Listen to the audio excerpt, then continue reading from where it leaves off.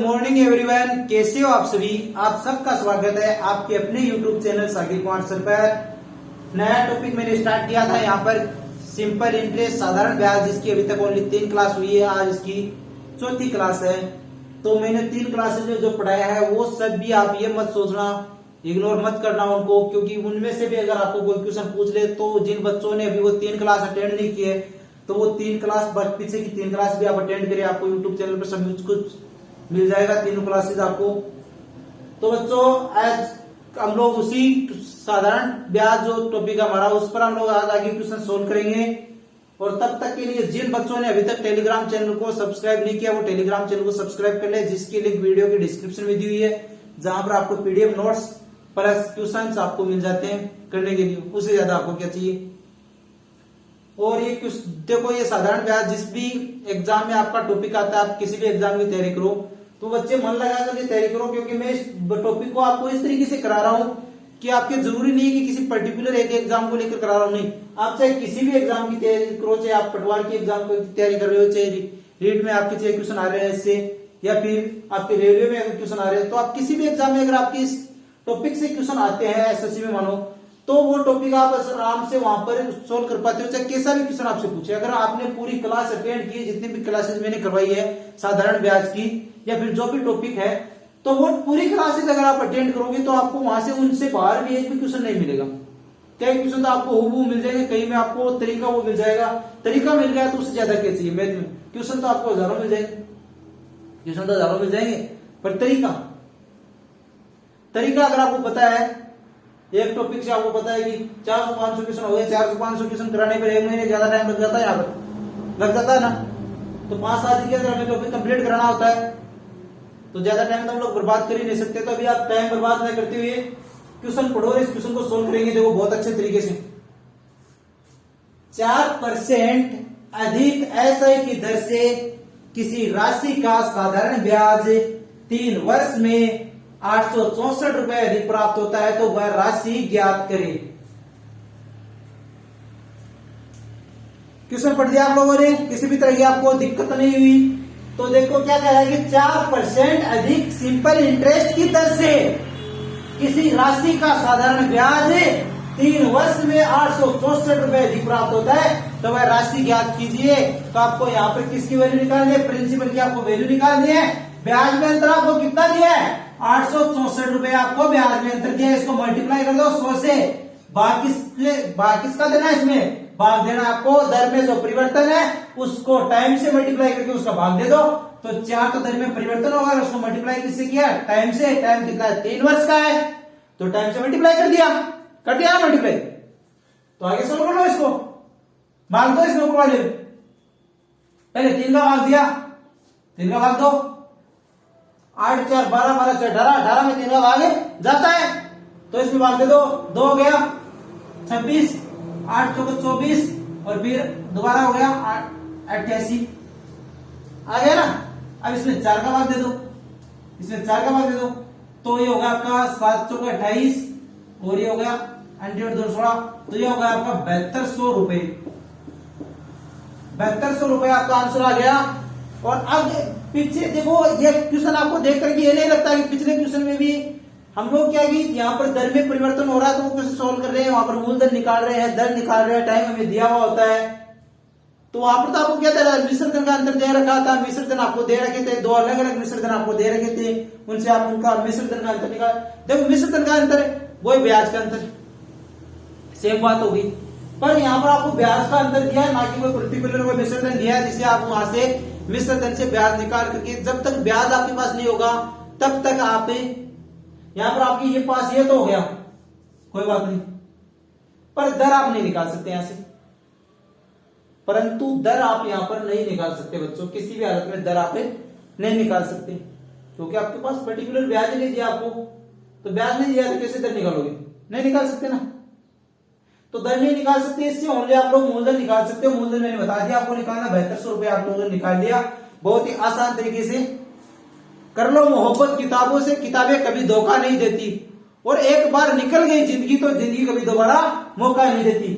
एक लास्ट में एक क्वेश्चन आपसे पूछता हूं, उस क्वेश्चन का सब बच्चे आंसर दिया करो ईमानदारी से।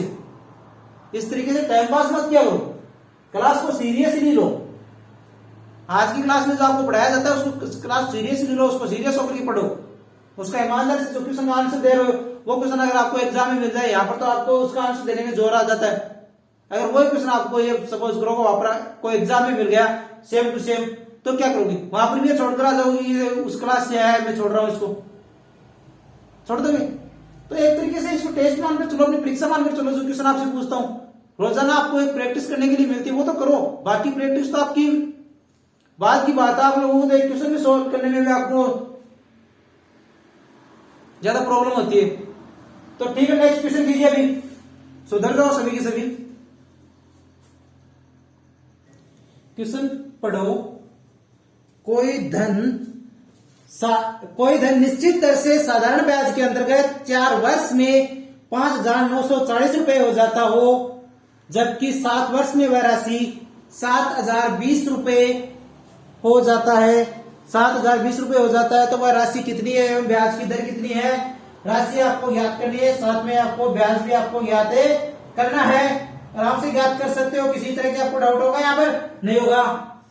तो ठीक है, पहले तो बच्चों आप ये कर लोगे। देखो पहले तो आपको इससे क्या समझ में आया आपके कि 4 वर्ष में तो मिश्र धन कितना मिल रहा है आपको? 5,940 रुपए, और 7 वर्ष में कितना मिल रहा है? 7,020 रुपए। तो मेरे को बता दो, इससे आप ब्याज निकाल सकते हो, ब्याज आराम से निकाल सकते हो आप कि 4 वर्ष और 7 वर्ष के बीच में कितने साल का गैप है? 3 साल का ब्याज निकाल सकते हो आप। तो मिश्र धन का अंतर बेटा समय का अंतर, 1 वर्ष का ब्याज निकालोगे आप, तो निकालो 1 वर्ष का ब्याज। 1 वर्ष का ब्याज, 1 वर्ष का ब्याज, तो निकाल लो 1 वर्ष का ब्याज। कितना निकालोगे? 7,020 माइनस 5,940 बटे 3, 1,080 बटे 3 बराबर 360 रुपए। हो गया ब्याज? 1 साल का ब्याज आ गया 360 रुपए, 1 साल का ब्याज आ गया। तो कोई बात नहीं, 360 रुपए ब्याज आ गया आपके पास 1 साल का। तो अभी आपको करना क्या है? आपको निकालना है, पहले तो आपको मूलधन निकालना है, पी का मान निकालोगे तो आपको 4 वर्ष में हो रहा है 5,940 रुपए, तो 5,940 4 वर्ष में हो रहा है, उसमें से घटा दो, 4 साल का ब्याज घटा दो, तो 3 गुणा 360, 3 गुणा 360, 360 को 3 से मल्टीप्लाई करो, 3 में 4 होगा, यहाँ पर 4 होगा क्योंकि 4 साल का ब्याज हम लोग यहाँ पर घटा रहे हैं, 4 साल का ब्याज तो घटा रहे हैं। तो इसमें से मूलधन आ जाएगा, मिश्र धन में से 4 साल का ब्याज घटा दो, तो 4 साल का ब्याज कितना होगा? ये 1440 रुपए होगा या नहीं होगा? मेरे को 1440 रुपए हो जाएगा। तो 5,940 माइनस 1440, तो इसको सोल्व करोगे तो 4500 रुपए आपके पास आ गया मूलधन। मूलधन आपके पास कितना आ गया? 4500 रुपए मूलधन आपके पास आ गया। अब इसको आगे सोल्व कर सकते हो आप। मूलधन आपके पास है, ब्याज आपके पास है, तो इससे आप धन निकाल सकते हो या नहीं निकाल सकते? मेरे को वह राशि कितनी है? तो राशि तो कितनी है? 4,500 रुपए राशि है। और फिर आपको निकालने के लिए ये कह दे, फिर क्या कहेगा आपको निकालने के लिए? निकालो, इसको सोल्व करो आगे। फिर आपको निकालना है आर का मान, 8% का मान आपको निकालना है। मैंने क्या बताया था? 1 वर्ष का साधारण ब्याज बट्टे मूलधन, और फिर उसको 100 से मल्टीप्लाई कर दो। 1 वर्ष का साधारण ब्याज कितना मिल रहा है आपको? 360 रुपए मिल रहा है। 360 बटे 4500 गुणा 100, 2 जीरो से 2 जीरो कट गया। अब 45 का भाग 360 में दोगे तो कितने बार जाएगा? 8 बार जाएगा। तो आर का मान कितना आ गया? 8% आर का मान आ गया। 8% किसका मान आ गया? आर का मान आ गया।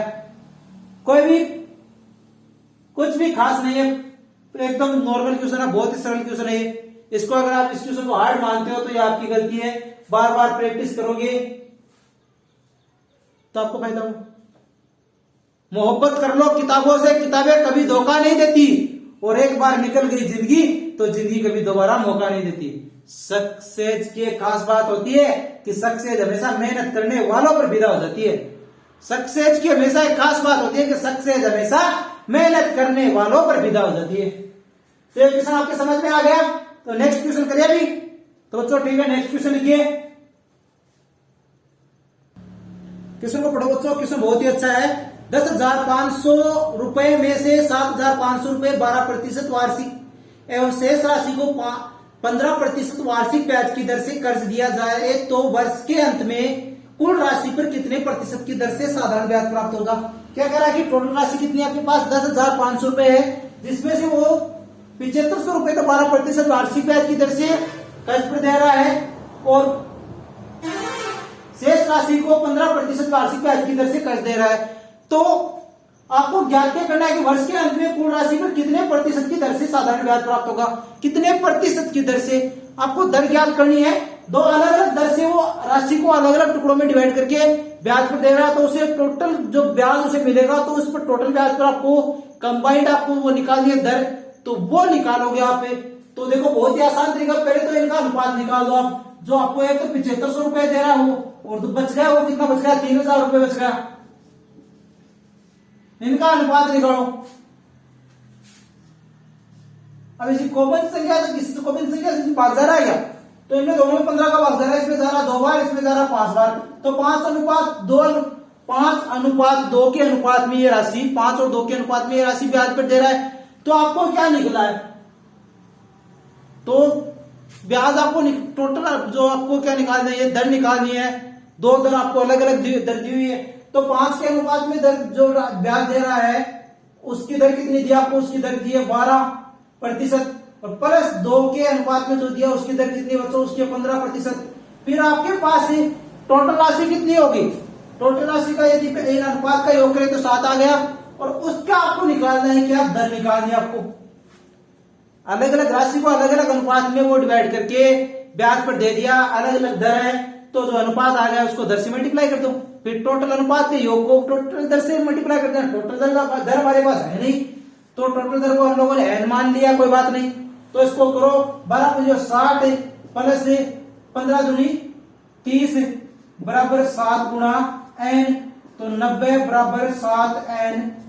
तो n बराबर कितना होगा, 90/7।